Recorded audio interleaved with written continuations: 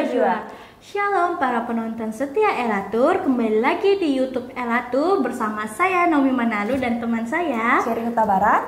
Bagaimana kabar para penonton setia Elatur hari ini? Semoga selalu dalam keadaan sehat walafiat. Setelah kemarin kita sudah membahas kisah Nabi Musa, kisah Nabi Yosua di tembok Yeriko, dan kisah Rahab dan para pengintai, hari ini kita akan membahas kisah Deborah sang Nabiah, seorang pemimpin yang membantu bangsa Israel mempercayai Tuhan.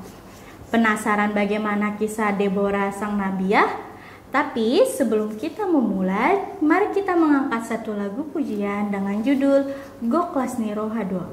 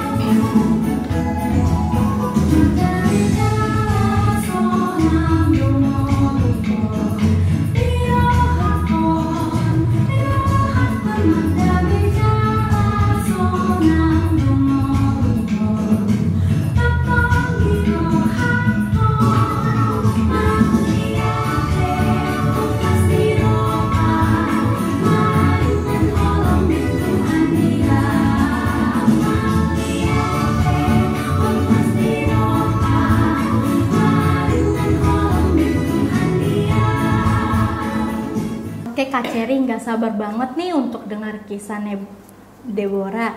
Jadi langsung aja kita mulai ya. Jadi siapakah Deborah dan bagaimana kisah Deborah menjadi pemimpin yang membantu bangsa Israel untuk mempercayai Tuhan?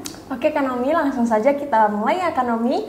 Nah, untuk pada saat itu bangsa Israel dipimpin oleh Nabi Yosua. Namun setelah kematian Nabi Yosua, Tuhan mengangkat hakim-hakim untuk memimpin dan memerintah Israel.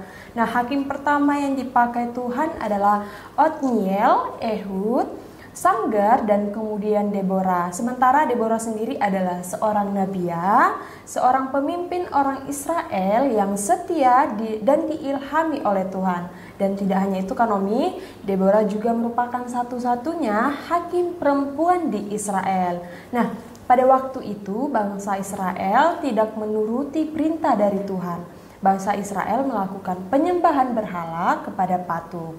Melihat apa yang dilakukan oleh bangsa Israel sendiri, Tuhan marah dan menghukum bangsa Israel dengan memberikan bangsa Israel kepada raja Kanaan yang bernama Yabin. Nah, sebagai raja, Yabin memiliki panglima kuat yang bernama Sisera. Nah, kemudian Sisera ini adalah seseorang yang terkenal dan kuat, beserta juga hebat. Tidak hanya itu, Sisera juga memiliki banyak pasukan dan 900 buah kereta besi. Kemudian Sisera dan para tentara yang begitu kuat membuat bangsa Israel terpaksa menjadi budak Kanomi. Nah, kemudian bangsa Israel ditindas oleh Sisera beserta pasukannya selama 20 tahun. Nah, sebagai hakim di Israel, Deborah biasa membantu bangsa Israel yang memiliki masalah. Nah, pada suatu hari seperti biasanya, Deborah duduk di bawah pohon korma antara Rama dan Betel di pegunungan Efraim. Nah, bangsa Israel menghadap Deborah untuk meminta agar Tuhan menolong mereka dari perbudakan. Kemudian Deborah pun memanggil Barak, seorang panglima tentara Israel, dan menyuruh Barak untuk berperang melawan Sisera. Namun Kanomi, Barak menjawab, jika engkau turut maju, aku pun maju. Tetapi jika engkau tidak turut maju, aku pun tidak maju.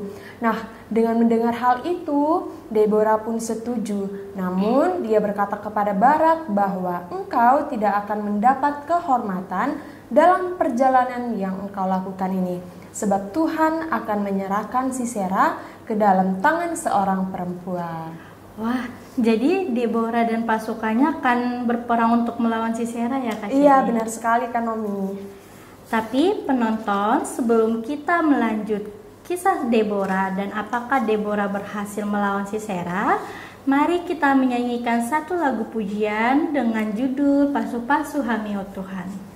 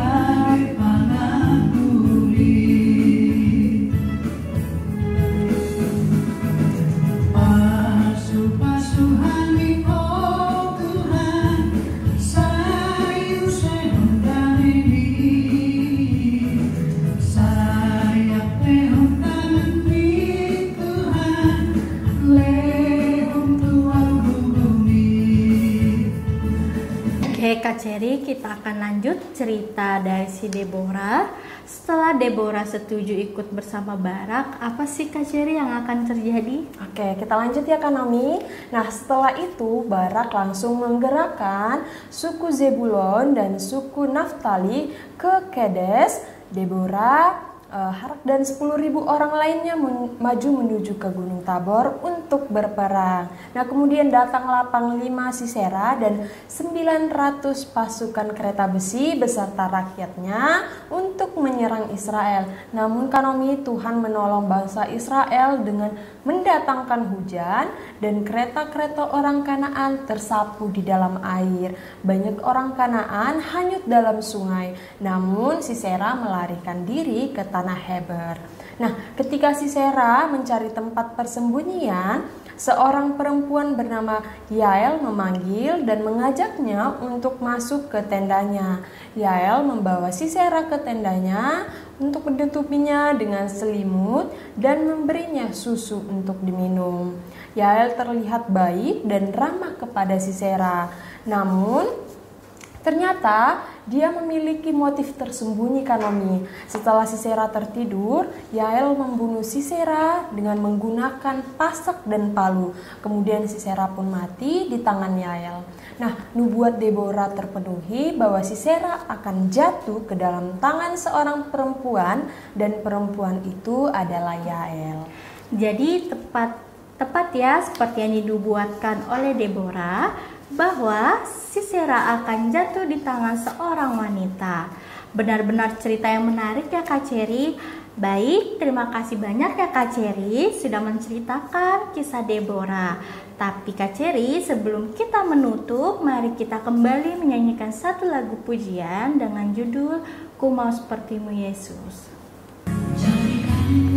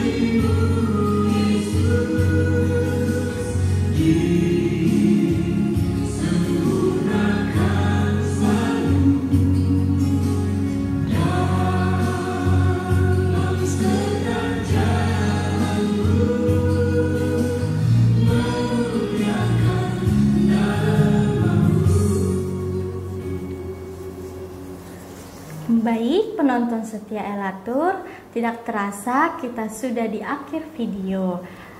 Kami ingin mengucapkan terima kasih banyak kepada penonton setia Elatur. Jangan lupa untuk selalu like, comment, and subscribe YouTube Elatur karena masih ada video menarik lainnya. Sampai bertemu di video selanjutnya. Shalom.